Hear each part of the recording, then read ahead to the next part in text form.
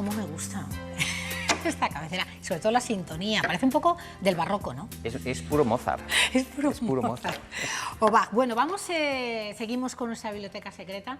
Cada vez nos va ganando más el corazón y la razón. Bienvenido, David Arranz. Gracias, Cristina. Hoy hablamos de la Santa, que fue la primera escritora en firmar sus propias obras. David. Podríamos decir, Cristina, sin temor a equivocarnos, que se trata no solamente de la primera escritora con voluntad de ello, que firmaba yo Teresa de Ávila, Teresa de Jesús, sino además la primera feminista. Todos los escritos bordean el peligro porque estaba cuestionando a la autoridad de su tiempo. O sea, una mujer de rompe y rasga y de armas tomar. La primera mujer, podemos afirmar, David, que rompió ese techo de cristal. Sin duda, en España así era, y máxime en un tiempo donde la Inquisición lo vigilaba todo, la teología más dura estaba comprobando cada uno de los escritos, y yo creo que Teresa de Jesús se mojó muchísimo más allá de las fronteras que le permitía la sociedad de su tiempo. Bueno, pues vamos a ver este vídeo de Teresa Juan de Orduña. ¿Nuestra orden del Carmelo que llevan sus frailes en carrozas? Hacia un lado, recuerdo que nuestro padre tiene prisa. ¿A quién lleváis, buen hombre? Si no es hacerla de menos a una santa. Llevo... Al cielo haces de menos, recuero, no a mí. Llevas a una monja carmelita, a una descalza, la más pobre de todas, a quien llaman Teresa de Jesús. Madre, yo soy Jerónimo Gracia. Levantaros, os lo suplico. No lo haré sin antes besaros. Bueno, la vida de Teresa, una película de Juan de Orduña, David. Con Aurora Bautista, y ahí veis a Jerónimo Gracián, y con eso te voy a contestar a la pregunta que me hacías antes. Del enamoramiento. Uno de sus amores, Jerónimo Gracián, vamos a poner, señoras y señores, no se nos escandalicen, amores platónicos, por favor. Claro. Admiración. Admiración. Y luego su gran amor fue Dios. Es decir, ella, toda la obra se dirige a Dios, como toda la mística, en términos amorosos. Eso es lo que más preocupaba a la Santa Inquisición y a los teólogos de la época, que eran todo rigor y crespones negros. Por eso los místicos pegaron una revolución en el siglo XVI que incomodó a más de uno y de una. Bueno, qué interesante cómo vamos conociendo. Sí, sí. ¿Qué influencia tiene Castilla en la Santa? Ella nació en Ávila, muere en Alba de Tormes. En Alba de Tormes. Lo más importante es que ella elige estratégicamente las ciudades más ricas que en aquella época estaban aquí en nuestra región.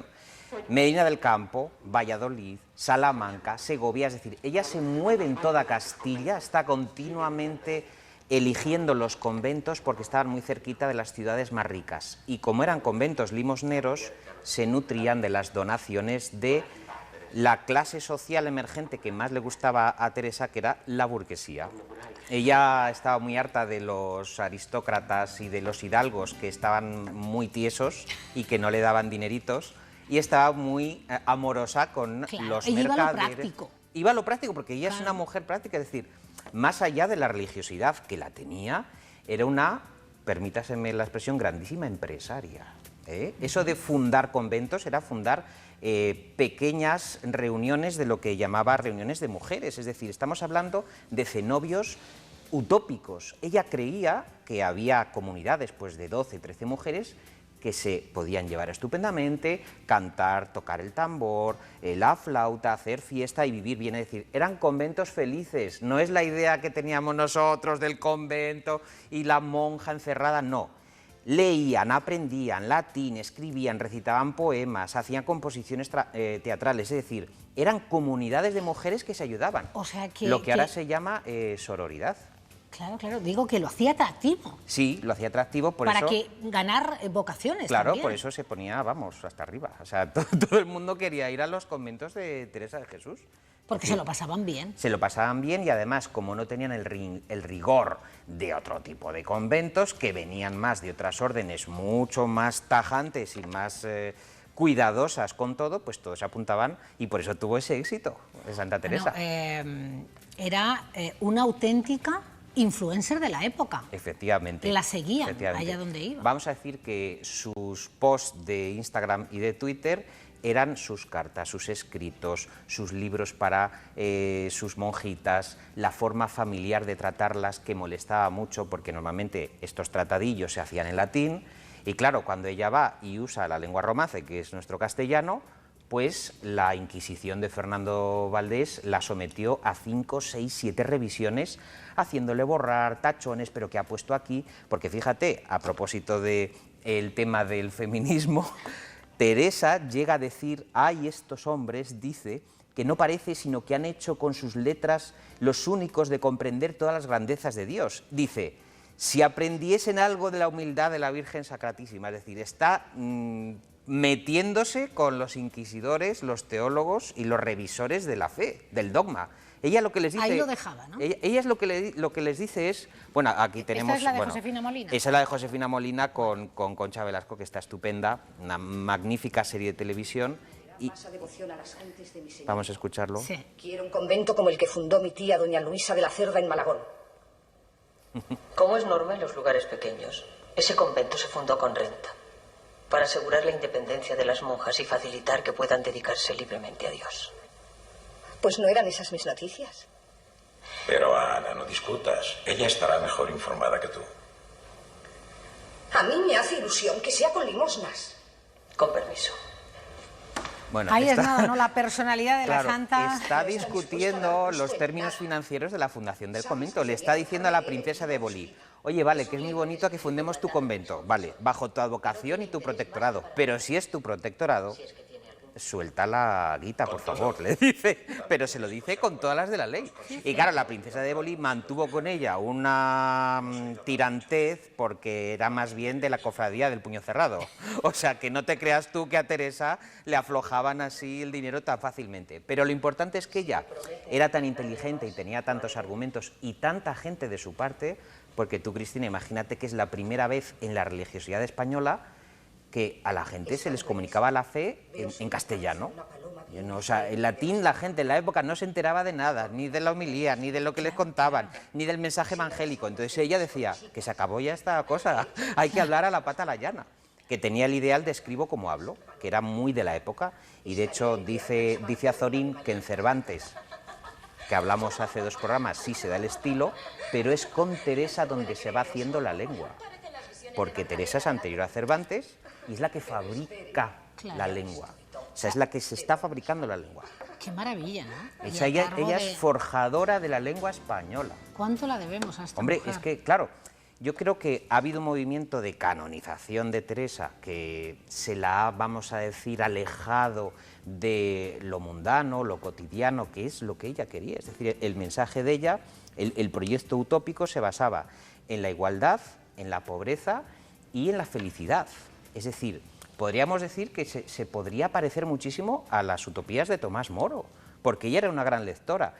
Y luego hay otro ingrediente que si quieres lo comentamos y vamos viendo algún pasaje más. Pues yo es que te iba a preguntar que cómo escribía Santa Teresa. Eso y veíamos también... Escribía como hablaba, lo cual le producía revisiones y revisiones de sus textos por parte de las autoridades, pero lo más importante, que esa vigilancia de los escritos, ¿sabes a qué se debe? Se debe a que su origen era converso, su padre era converso, su abuelo había sido un tratante de telas toledano muy rico que fue procesado inquisitorialmente. Es decir, Teresa de Jesús tenía mucho miedo, fue una mujer sometida a una vigilancia extrema, tenía muchos terrores, muchos de los arrobamientos que veremos ahora se debían al sobrecogimiento que tenía de la vigilancia extrema a la que estaba sometida esta mujer. Sus confesores, la iglesia de la época, la curia, siempre la tenían bajo observancia. Bien es verdad que había, vamos a decirlo, unas cuantas monjas locas que he traído aquí que sí que eran de verdad estafadoras, porque, por ejemplo, hay casos, dice Luisa de Carrión, la Beata de Talavera y la de Piedrahíta, pues iban dando por ahí el sablazo, pero engañando a la gente. Había unas monjas que eran semimonjas, o sea, que tenían, poco más, tratantes, cara, que ¿no? tenían más cara que espalda. Y esa realidad de ella, es decir, el que fuese de familia conversa, siempre la tuvo marcó en el ojo del huracán. Oye, David, ¿por qué has elegido, vamos a escuchar algo muy breve de Rafael Gordón sobre la vida de la santa? Ahora nos explicas. Lo vamos a ver.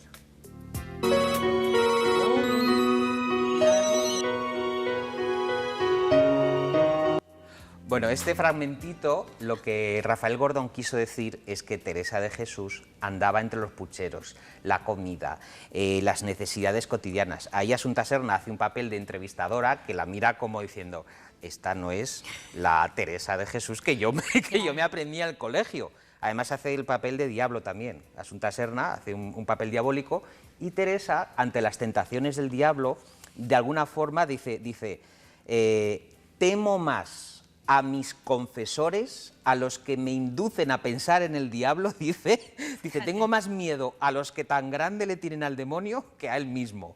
Y dice, la verdad es que si son confesores me inquietan mucho. O sea, simplemente... Tú fíjate, claro, cuando le encontró este pasaje la Inquisición, dice, hay un inquisidor que dice, creo que está poniendo en tela de juicio al inquisidor, ¿no? Dice, y lo apunta, está en los documentos donde la Inquisición dice, pero esta mujer, ¿qué está haciendo? ¿Sabes? Y es muy bonito porque tenemos mucha documentación de cómo ella, oye, plantaba cara al sistema, a la autoridad. Sí, sin duda, sin duda. Oye, antes hablabas, David, de los arrobamientos, de los arrebatos místicos. ¿Qué le ocurría? Ahora veremos este vídeo de Teresa de Jorge Dorado. Ella tuvo a los 20 y pocos años... O vamos a escucharlo y lo explicas porque ya lo vemos ahí en pantalla. ¡Mierda! Soñé que el padre de nuestro señor San José me daba las llaves de una casa. ¿Por qué? Y sentí mi cuerpo troceado y repartido por distintas tierras. ¿Por qué?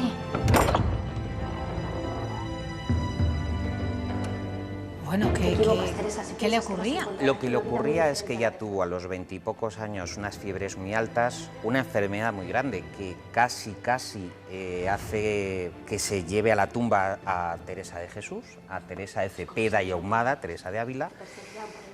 Pasa una larga temporada en que no le ocurre nada, pero sí es verdad que empieza, después de unos años, a sufrir unas visiones, unas iluminaciones, unos éxtasis, unos arrobamientos que ella identifica con la visión divina. Ella tiene la sensación, y está muy estudiado por la psiquiatría actual, una sensación calórica, térmica, una sensación de percepción que se asemeja mucho a ese problema que tuvo ella de esas fiebres.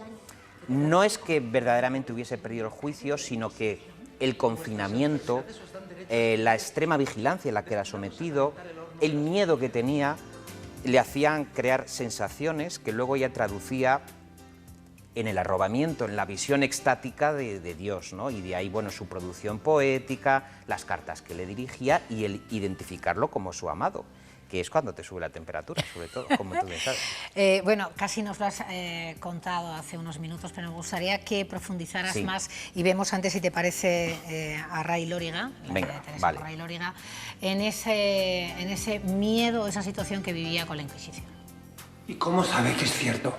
¿Por qué habría Dios de mentirme? Y dice que le coge las manos. Me coge las manos y las pone en sus llagas buscando consuelo. Son cosas de alumbrada. ¿Y los arrobos? Tan fuertes que me levantan un palmo del suelo. Y tanto dolor que me atraviesa. Y tan dulce que no quisiera parar nunca.